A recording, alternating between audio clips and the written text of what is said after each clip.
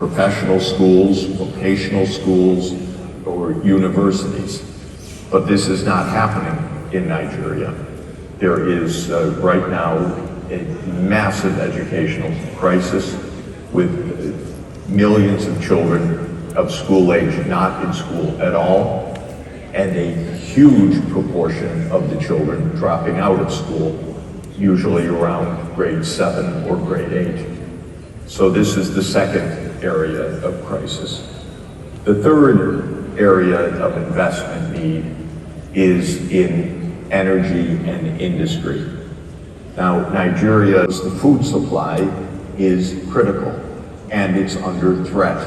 And not only under threat, it's insufficient to provide the nutritional needs for the 230 million people of Nigeria. So that's a fourth area that is needed. The fifth area that is needed is urban infrastructure. That means water, Bennett, roads, public transport, access to the internet.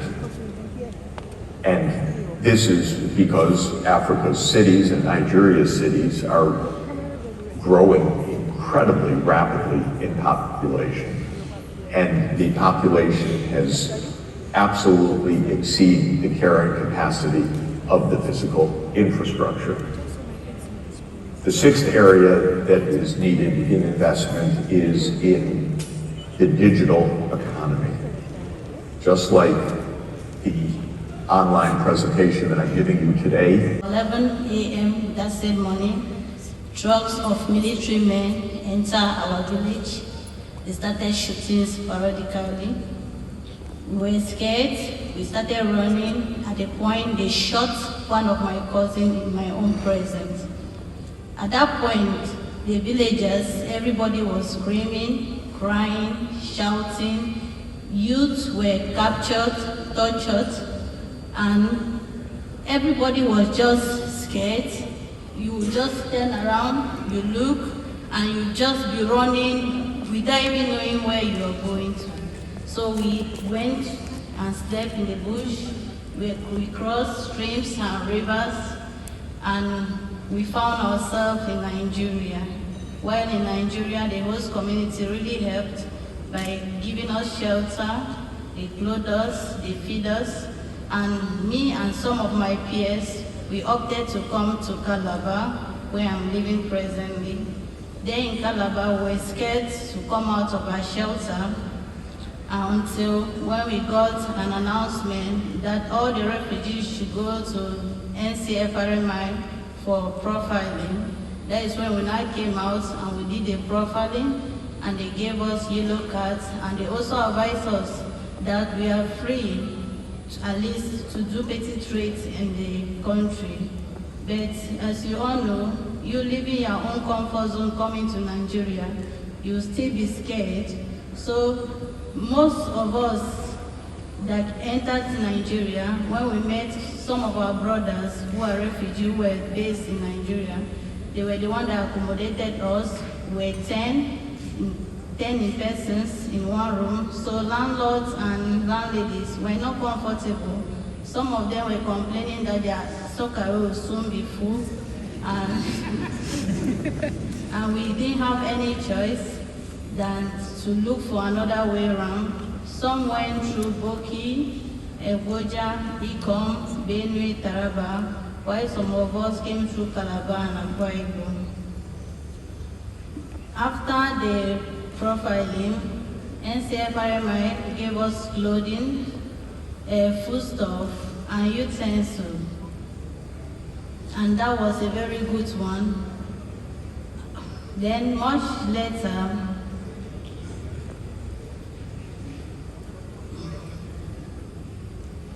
after that, we started selling small things, hugging our things like pure water,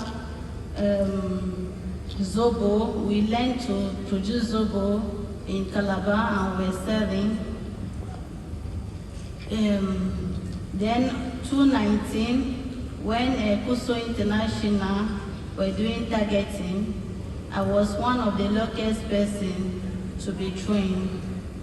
I was trained on catering. They have so many vocations, like livelihoods, such as catering, tailoring, hairdressing, farming, and catering.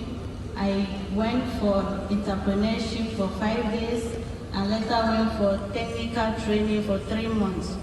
Here I am today with a startup pack supported by COSO. That, for example, they gave me oven, flour, sugar, and some other items for me to start my life. And I started by selling those things, and I was also privileged for Caritas to also assist me to find a place at St. Patrick Parish for me to be selling my products there. Because there at St. Patrick, there is primary, nursery and primary school and secondary school. Then the church goer, they were also helping to patronize me by our stories, to support us, refugees, by employing us in any company. Thank you. Association.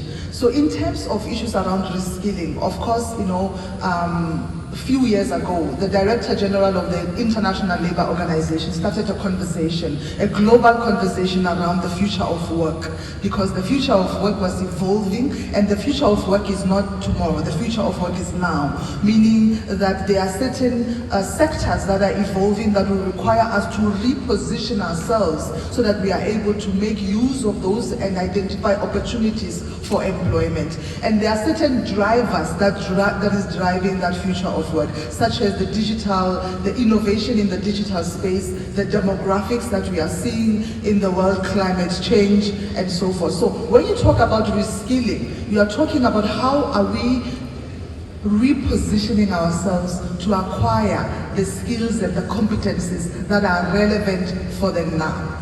And in order to do that, it requires a very dedicated and a focused strategy. Now, for the International Labour Organization in 2023, we approved what we call a quality apprenticeship recommendation.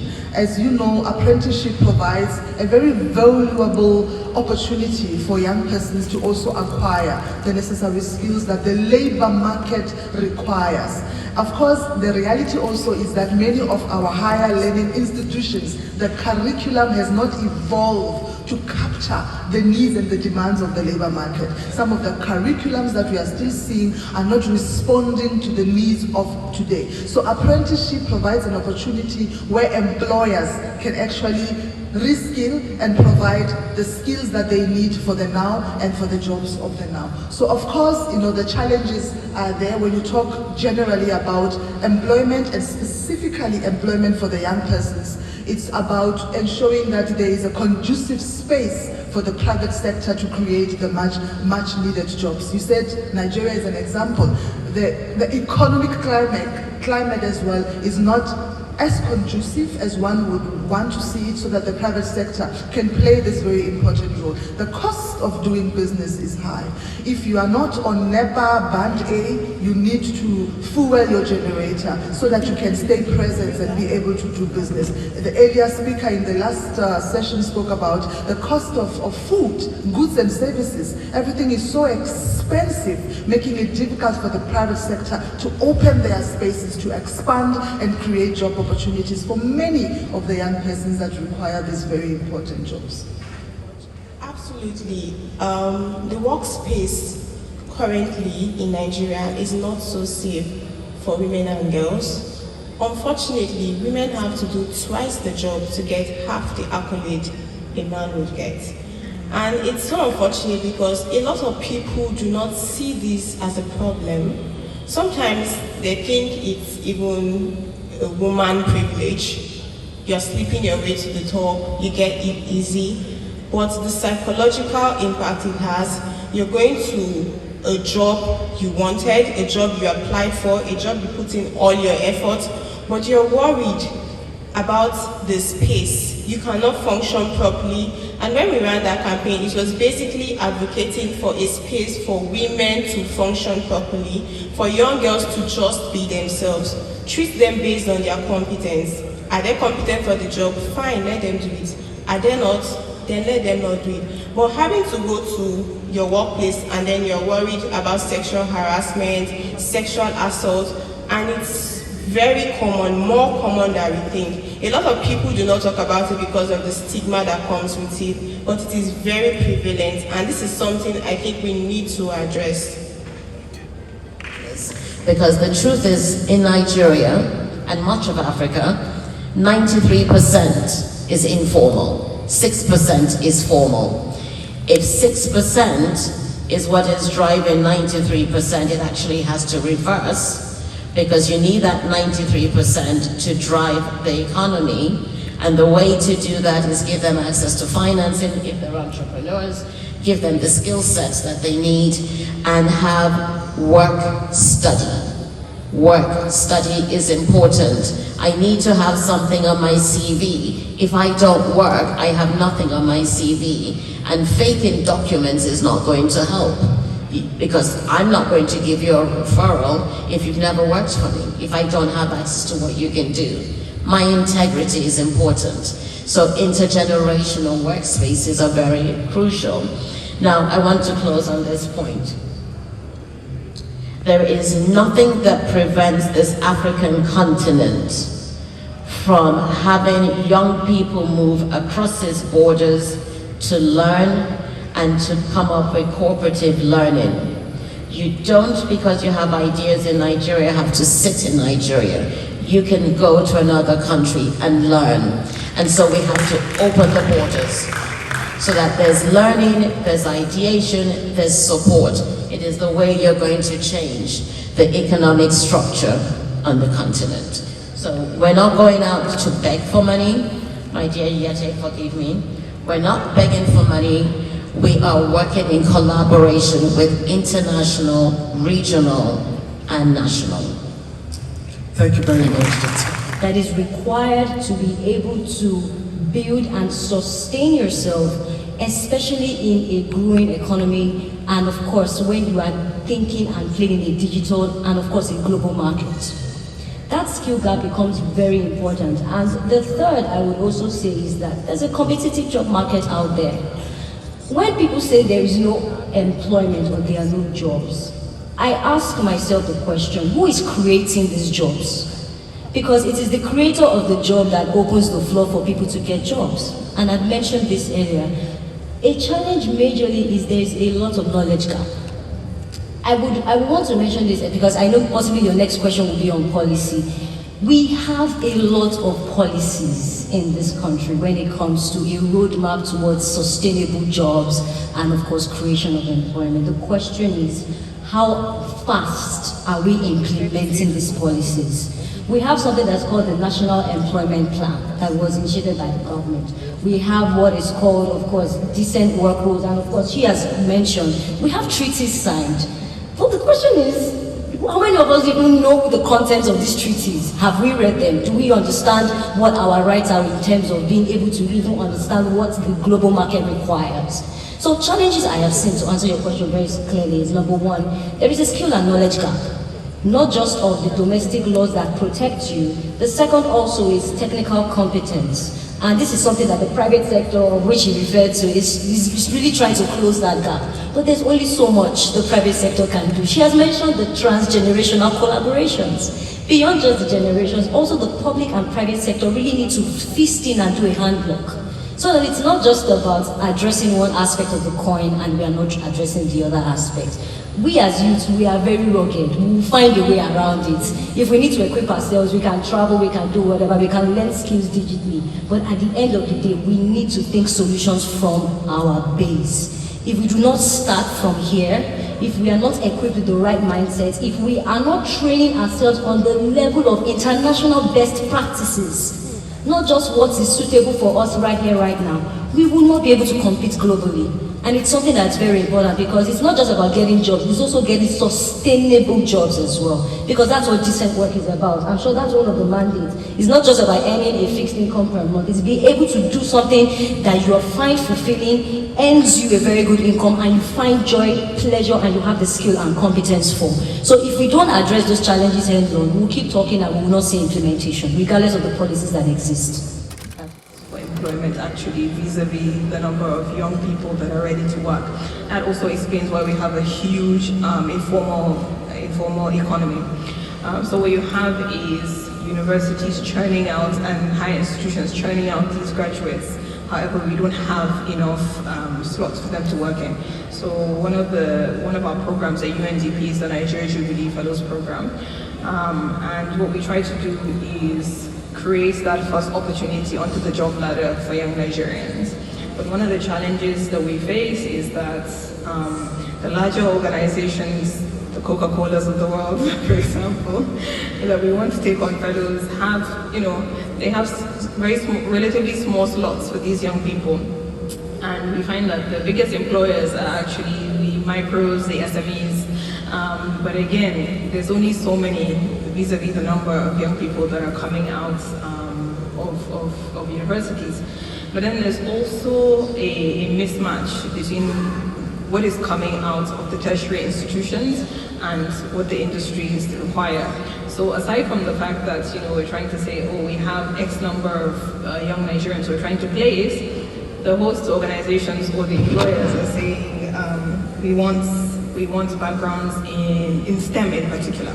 We want engineers, we want people in ICT, and a lot of people kind of go towards what we would typically call the art subjects.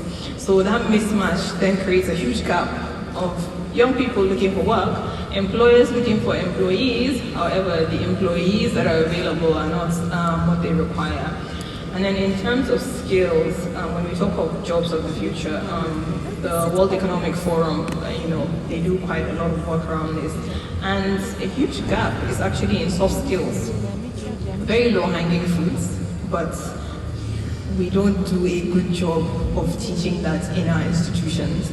And we have these gaps in just having a simple career service in a university. I know if we talk about university in Nigeria, say, but we don't have these equipments, we need to spend money on brick and mortar. But then why don't you have career services that teach these young people just how to interact with potential employers? Because what we find, even as a program, when we're calling young fellows to check that they're still available for the program, where they'll answer the phone, where they'll talk to you, all of that is something, you know how it is when you're preparing for a job interview, how you have to perfect how you speak, what your CV looks like. You see a graduate, fresh graduate, they have a 5-page CV that is not strategic in any way. It's just a dump of everything that they've done. So we need to offer these kinds of services. They're critical, but we overlook them. Have a career service. Just do, we're going to have a CV session. Let's have an interview session so that you know that when you go out of that tertiary institution, you're placed in a position that you can then prime yourself to be able to gain meaningful employment.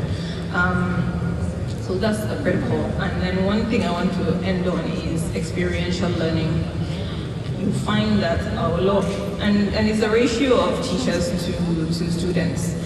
Our young people don't get enough access to experiential learning. Everything that we learn in our tertiary institutions, I keep saying tertiary because I'm cognizant that yes, we have the universities, but then we have learning, teaching colleges and stuff like that. We don't give people experience. So we always teach from a theoretical perspective. You see somebody who's trained in medicine and they haven't had many opportunities to do surgery until you send them over to a hospital. That means that when they come to work, again, they're at a disadvantage because there will always be a foreign graduate or somebody who has had that experiential learning. And as they say, experience is the best teacher. I think I'll stop on that. Those are some. I've started though. Okay, started. Okay. GG Lagos, we rock!